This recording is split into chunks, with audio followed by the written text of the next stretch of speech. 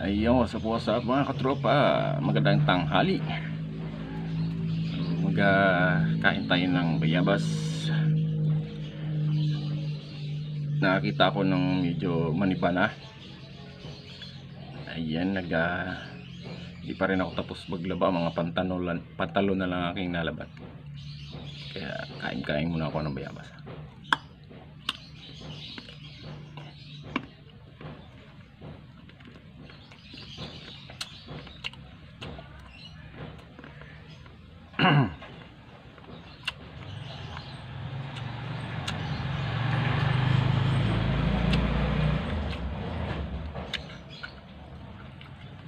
It's Monday.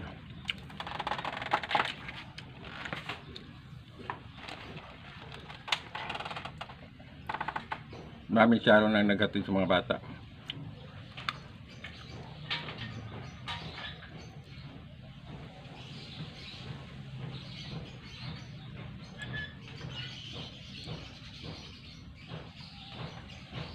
Medyo malambot na.